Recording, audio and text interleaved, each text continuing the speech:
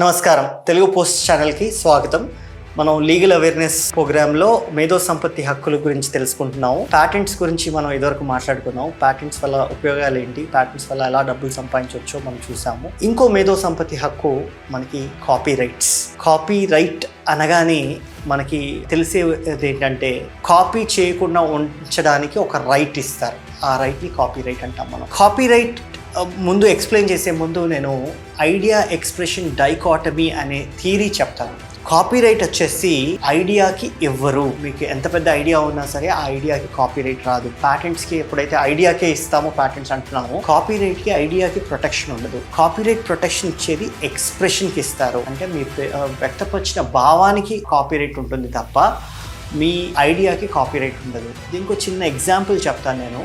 రామాయణం అనేది మనకి వాల్మీకి రాశారు. వాల్మీకి రాసిన తర్వాత తులసిరామ్ గారు రామాయణం కావ్యం కింద రాశారు. రామానంద్ సాగర్ గారు టీవీ సీరియల్ కింద చేశారు. బాలకృష్ణ రీసెంట్గా ఒక మూవీ చేశారు. వీళ్ళందరూ వాల్మీకి కాపీరైట్ వయలేషన్ చేశారా, కాపీ కొట్టారా అంటే లేదు.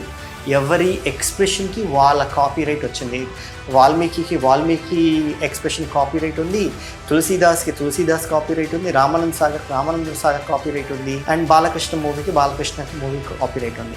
స్టోరీ ఒకటే. రాముడు, సీత, లక్ష్మణుడు, రావణుడు, హనుమంతుడు, లంక ఇదంతా సేమ్. కాకపోతే వాళ్ళు వ్యక్తపరిచిన భావం ఎలా సీక్వెన్స్ ఆఫ్ ఈవెంట్స్ తీసుకెళ్లారో దానికి కాపీరైట్ ఉంటుంది. దాన్ని ఇంకా డీటెయిల్గా చెప్పాలంటే, సపోజ్ ఫర్ ఎగ్జాంపుల్ మనకి రాముడు సీత మధ్యలో బంధం ఏంటి చెప్పాలనుకుంటే, నేను రాముడు సీత హస్బెండ్ అని చెప్తాను. దాన్ని ఇంకో విధంగా చెప్పాలంటే సీత రాముడి వైఫ్ అని చెప్తారు. రాముడు సీత మొగుడు పిల్లలు అని చెప్తాం. లేదు రాముడు దశరథుడి పెద్ద కొడుకు, సీత దశరథుడి పెద్ద కోడలు అంటాం. ఇవన్నీ కూడా డిఫరెంట్ ఎక్స్ప్రెషన్స్, కానీ రిలేషన్షిప్ మాత్రమే చెప్తుంది. రాముడికి సీత ఏమవుతుంది అనే రిలేషన్షిప్ మాత్రమే చెప్తుంది. మనం ఒక ఎక్స్ప్రెషన్ ఇచ్చామంటే, రాముడు సీత భర్త అనే ఒక ఎక్స్ప్రెషన్ ఇచ్చామంటే, మిగతా ఎక్స్ప్రెషన్స్ అన్నీ వనరబుల్ ఫర్ కాపీయింగ్.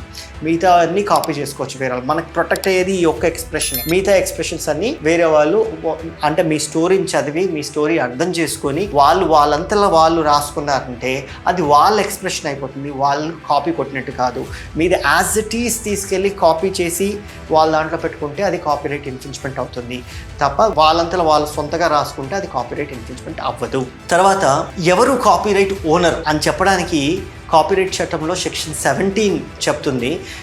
సెక్షన్ 17 ఏమవుతుందంటే, ఎవరు ఆ వర్క్ని క్రియేట్ చేస్తే వాళ్ళు ఓనర్ అని చెప్తుంది. కాపీరైట్ వచ్చేసి ఏ సబ్జెక్ట్స్ ఇస్తారనేది సెక్షన్ 13 చెప్తుంది. సెక్షన్ 13 ఏమంటుందంటే, literary works, artistic works, dramatic works, cinematographic films, sound recording, photographs, వీటన్నిటి కూడా కంప్యూటర్ ప్రోగ్రామ్స్, డేటాబేసెస్, వీటన్నిటి కూడా కాపీరైట్ ఉంటుంది అని చెప్పేసి సెక్షన్ 13 చెప్తుంది.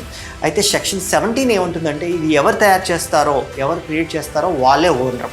అయితే దీనికి 2 ఎక్సెప్షన్స్ ఉన్నాయి. ఒక ఎక్సెప్షన్ ఏంటంటే వర్క్ ఫర్ హైర్ అంటే, మీరు ఒక DTP ఆపరేటర్ దగ్గరికి వెళ్ళి మీరు నరేట్ చేస్తుంటే ఆయన టైప్ చేస్తాడు. ఆయన టైప్ చేసినంత మాత్రాన ఆయన ఆథర్ అయిపోడు. మీరు నరేట్ చేశారు కాబట్టి, మీకు ఇలా కావాలని చెప్పేసి మీరు చెప్పారు కాబట్టి, సపోజ్ మీరు ఒక డ్రాయింగ్ కావాలి, ఒక పెయింటింగ్ కావాలి, ఆయనకి నాకు ఇలా కావాలి అంటే ఆయన అలా డ్రా చేసి ఇస్తారు. ఆయన డ్రా చేసి ఇచ్చినంత మాత్రం ఆయన ఆధార్ అవ్వరు. మీరు చెప్పారు కాబట్టి మీరు ఆధార్ అవుతారు. మీకు ఓనర్షిప్ వస్తుంది, ఆయనకి రాదు. ఆయన తయారు చేసినా సరే, ఆయన క్రియేట్ చేసినా సరే, మీ ఇన్స్ట్రక్షన్స్తో చేశారు కాబట్టి, మీరు డబ్బులు పే చేస్తున్నారు కాబట్టి అది వర్క్ ఫర్ హైర్ అవుతుంది. కాబట్టి దాంట్లో మీరు ఓనర్ అవుతారు. ఆయన ఆధార్ అవుతారు.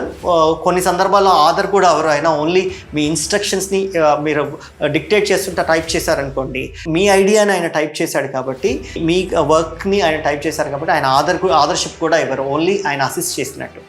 Next employer relationship. ఎంప్లాయర్ డబ్బులు పెడతాడు, పెద్ద కంపెనీ పెడతాడు, సాఫ్ట్వేర్ ఇంజనీర్స్ అందరూ వస్తారు, ఆయన కోసం పనిచేస్తారు, ప్రోడక్ట్ డెవలప్ చేస్తారు. ఎంప్లాయీస్ డెవలప్ చేసిన ప్రోడక్ట్ని ఎంప్లాయర్ క్లెయిమ్ చేసుకుంటాడు. ఎంప్లాయర్ కాపీరైట్ ఓనర్ అవుతారు. వీళ్ళందరూ ఆథర్స్ అవుతారు, ఎంప్లాయర్ ఓనర్ అవుతారు. సో ఓనర్ ఎవరు అని చెప్పడానికి సెక్షన్ 17 ఉపయోగపడుతుంది. సెక్షన్ 17 వెరీ క్లియర్గా చెప్తుంది, ఎవరైతే తయారు చేస్తారో వాళ్ళే ఓనర్స్, విత్ 2 ఎక్సెప్షన్స్. ఒకటి వర్క్ ఫర్ హైర్, ఇంకోటి ఎంప్లాయర్ రిలేషన్షిప్. తర్వాత ఇది మనం మిగతా ఆస్తుల్లాగా, మన ల్యాండ్ బిల్డింగ్స్ లాగా ఎలా అమ్ముతామో కాపీరైట్స్ కూడా మనం అలా అమ్మేసేయచ్చు వేరే వాళ్ళకి. మనం రెడీగా ఇప్పుడు తయారు చేసిన వర్క్ ఏదైతే రెడీగా ఉందో ఆ వర్క్ని మనం యాజ్ ఇట్ ఈస్ అమ్మేయచ్చు. లేదా ఫ్యూచర్లో నేను ఇప్పుడు ఒక పుస్తకం రాస్తున్నాను, అది 10 రోజుల్లో కంప్లీట్ అవుతుంది, ఆ పుస్తకాన్ని నేను మీకు అమ్మేస్తానని చెప్పేసి ఫ్యూచర్ వర్క్ని కూడా అమ్మేసేయచ్చు. కాకపోతే మనకు రిక్వైర్మెంట్ ఏంటంటే ఆ వర్క్ని ఐడెంటిఫై చేయాలి. ఏ వర్క్ అనేది మీరు ఐడెంటిఫై చేయాలి, అగ్రిమెంట్ రాసి ఉండాలి, రాతపూర్వకంగా ఉండాలి. కాపీరైట్ అసైన్మెంట్స్, కాపీరైట్ ట్రాన్స్ఫర్స్ ఓరల్గా జరగవు, ఖచ్చితంగా రాతపూర్వకమైన అగ్రిమెంట్ ఉండాలి.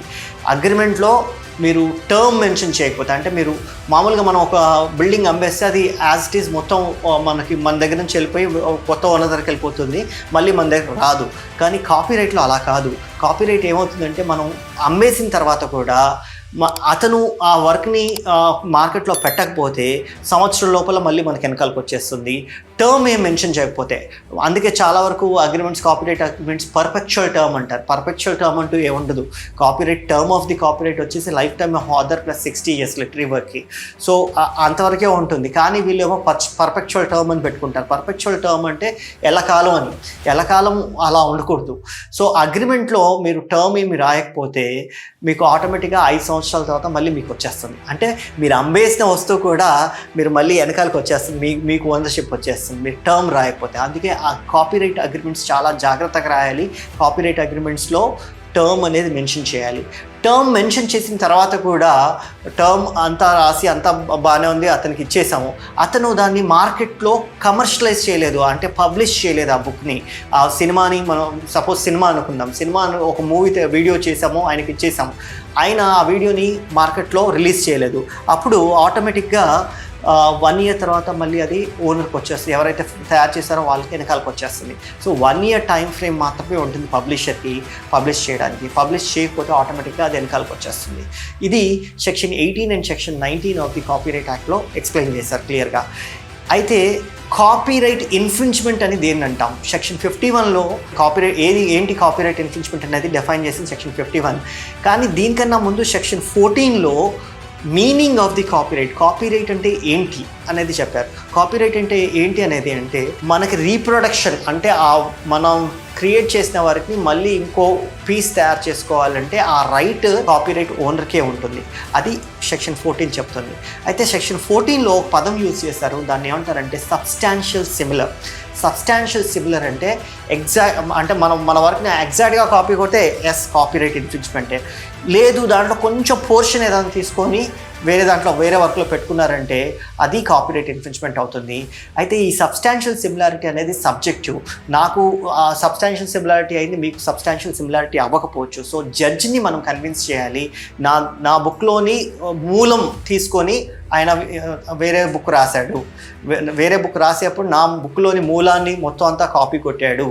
ఆ మూలం అనేది ఏంటంటే సబ్స్టాన్షియల్ పోర్షన్, ఒక ఎక్కువ పోర్షన్ నా బుక్లోని పోర్షన్ అంతా తీసుకున్నాడు. ఒక్కోసారి అది ఒక చిన్న ఫార్ములా అవ్వచ్చు, 2 పేజీలు అవ్వచ్చు, 10 పేజీలు అవ్వచ్చు. సో అది ఏంటి అనేది మనం జడ్జికి ఎక్స్ప్లెయిన్ చేయాలి. ఆ ఎక్స్ప్లెయిన్ చేసి అది కాపీ కొట్టారంటే దాన్ని ఆపేస్తారనమాట.